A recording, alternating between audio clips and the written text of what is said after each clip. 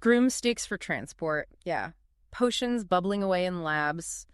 And even a headmistress who can, well, just vanish into thin air. Imagine that kind of school. It's a fantastic setup.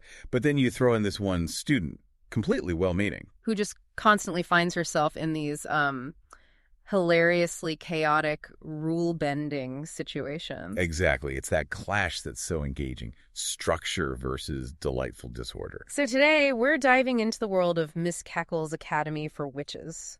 We're looking specifically at the escapades of Mildred Hubble, Jill Murphy's famous worst witch. We'll be exploring the challenges, the humor, and maybe some unexpected triumphs of this young witch whose heart is definitely in the right place. Even if her spells often aren't. Now, before we really jump in, we wanted to mention something for those of you who like digging a bit deeper into literature. There's a YouTube channel called Mindful Moments. They use AI for some really interesting book analysis. It offers fresh perspectives, encourages reflection, Yeah, it's a great resource for thinking critically about stories. Yeah. Their approach feels quite aligned with what we try to do here, exploring different layers. Definitely. So our chat today is based on the first 3 books in the series, The Worst Witch, The Worst Witch Strikes Again, and A Bad Spell for the Worst Witch. We'll be pulling out key moments, looking at Mildred's character, her experiences at this unique school. And our aim really is to understand what makes these stories so appealing. We want to uncover those positive themes, friendship, resilience, and finding the funny side of making mistakes. Okay, so first year, Mildred arrives. And right away, she's marked out by, unintentional rule breaking. Her hat's always crooked, bootlace is undone. Little things, but they add up. Yeah. Yet importantly, she forms strong friendships, especially with Maud. That bond is there from the start. It really is. And the mishaps start early. Like day 2, she crashes her broomstick. Right, and tries to fix it with sticky tape. Which, predictably, makes it incredibly difficult to control. Not the best start to flying lessons. It sort of sets a precedent, doesn't it? Navigating magic with slightly dodgy equipment and skills, often leading to comedy. Then there's the big moment getting a familiar. Everyone's excited, but Mildred's worried. And her kitten, Sooty, this little tabby with white paws, not the sleek black cat she'd planned for, isn't quite as impressive, maybe, as Maud's dramatic black kitten, Midnight. It's another subtle way she's slightly out of step, isn't it? Even the familiar isn't quite standard issue. And looming over all this is Miss Hardbroom, the form mistress. Ah, yes, H.B. Stern, imposing. Seems to have a sixth sense for catching them doing something they shouldn't. Like interrupting their late-night chats. She just appears. She's that constant figure of authority, a perfect foil for Mildred's more chaotic nature. Creates brilliant moments, both funny and tense. There's also the school song, full of pride about potions and flying effortlessly. Which is just dripping with irony when you consider Mildred's actual experience, struggling to even stay on the broom. Exactly. It highlights that gap, the ideal witch versus Mildred's reality. That first flying lesson is a classic example. She just can't get the hang of balancing. And she tries to sneak Sooty along in her satchel. Bless her. Which naturally does not go down well with Miss Hardbroom. Shows her heart's in the right place, though, even if the execution is, flawed. Yeah, her solutions are often imaginative, just maybe not quite regulation. Her kindness shines through, even in rule breaking. And the potion test, oh dear. The laughter potion. With Maud. Which ends up making them disappear temporarily. Miss Hardbroom's reaction must have been priceless. Well, sour. Probably. It's just peak Mildred, isn't it? Even trying to make something joyful goes slightly wrong. It really showcases the unpredictable side of her magic and the comedy in those mistakes. Even the headmistress, Miss Cackle, who's usually quite gentle. Yes, a contrast to Hardbroom. She gets exasperated, calls Mildred the worst witch in the entire school. Ouch. That must sting. And Mildred's apologies, they're always sincere, but they just don't seem to stop the next mishap, do they? Adds to the charm, I suppose. It adds a layer, yeah. Disappointment rather than just anger from Cackle. Okay, moving on. Yeah. Halloween preparations, the big broomstick display. And surprisingly, Miss Hardbroom is almost pleasant, organizing this formation team. A moment of hope. But predictably, Mildred's broomstick, the sticky-taped one, is still causing problems. It's always something. Sets the scene for more trouble, you feel. And then Ethel steps in, maliciously.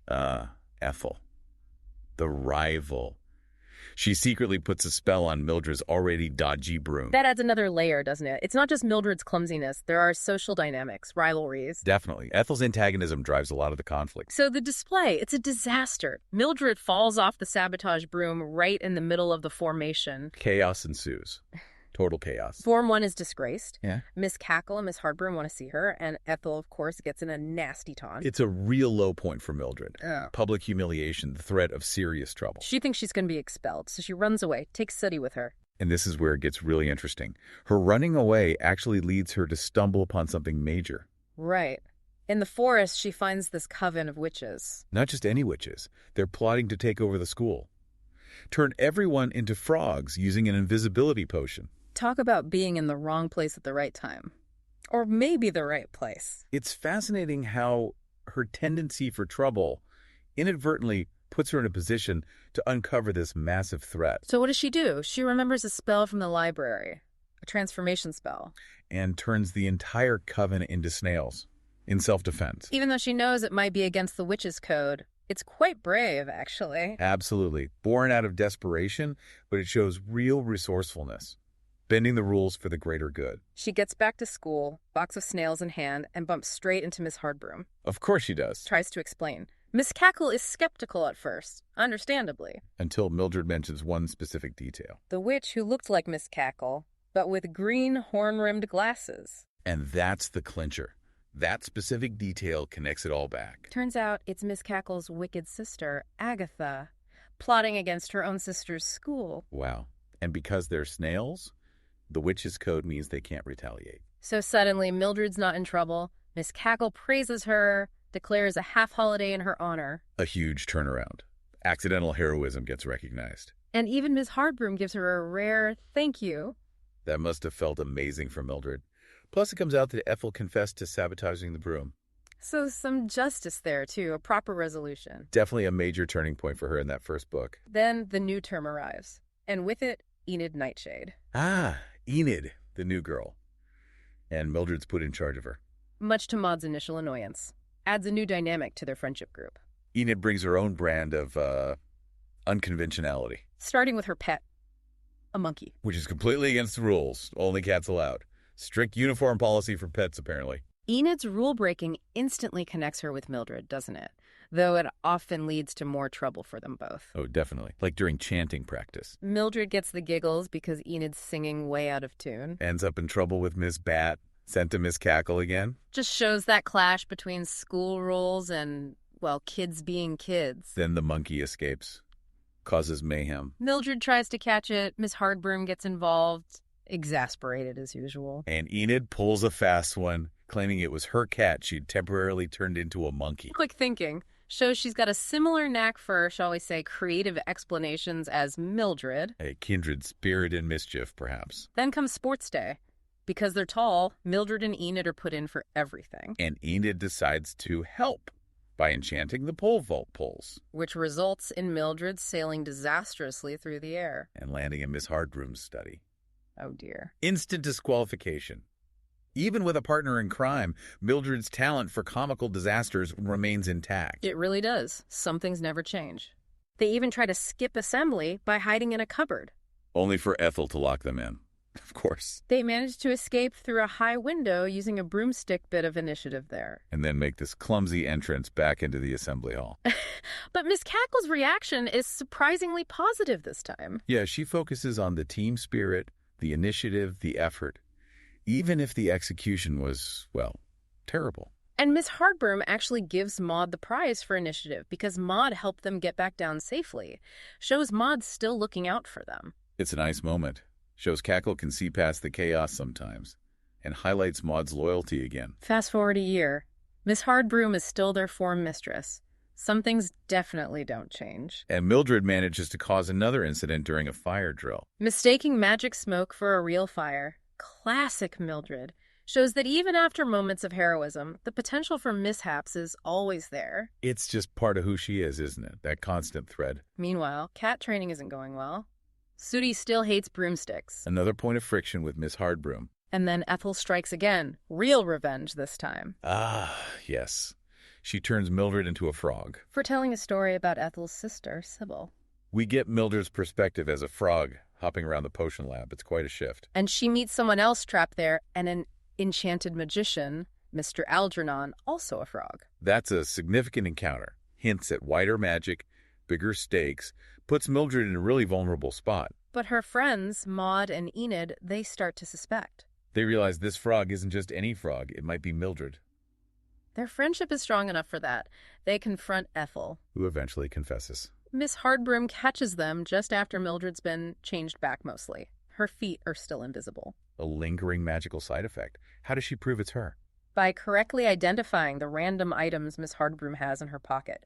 Brilliant. That shows quick thinking under pressure.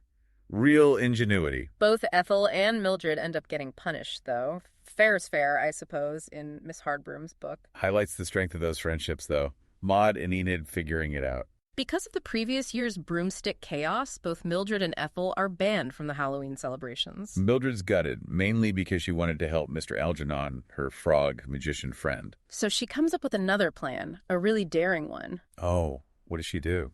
She basically kidnaps a third-year student, Griselda, ties her up, Whoa! and takes her place using an invisibility spell so she can sneak Mr. Algernon, still a frog, to the festivities where there'll be powerful magicians. That's incredibly risky, but shows how determined she is to help him. That loyalty again. But Ethel and Griselda, who escapes, turn up and expose her deception. Just when you think she might get away with it. However, the chief magician, Mr. Hellebore, spots the frog And recognizes him. It's Algernon Roanweb, a fellow magician he knows. No way. So her plan, although completely mad and rule-breaking, actually worked in a way. Kind of. The spell is broken. Algernon is human again. Incredibly grateful to Mildred. What a climax. Ties everything together, her bravery, the frog friend, Ethel's meddling. Mr. Hellebore even suggests Mildred is perhaps too resourceful for school, maybe shouldn't be sent back. A backhanded compliment, perhaps. Yeah. Recognition of her unusual talents. So looking back across these adventures, what are the positive takeaways? Well, there's something inherently endearing about good intentions going slightly or majorly wrong. We can relate to that. Definitely. And the strength of friendship, Maud and Enid sticking by her through thick and thin, even when she's literally a frog. That resilience, too. She faces setbacks, criticism, actual danger,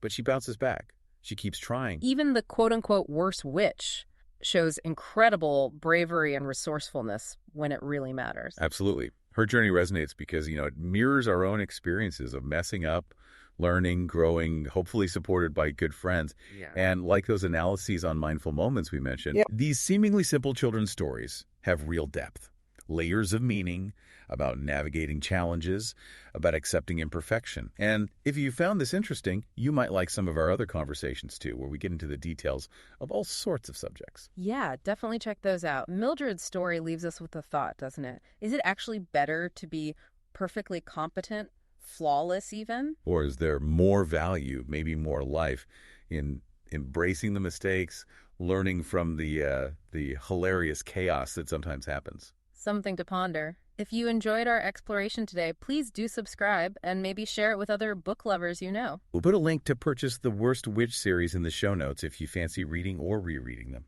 And most importantly, keep thinking critically about the stories you read, the characters you meet, and the lessons hidden inside. Thanks for listening.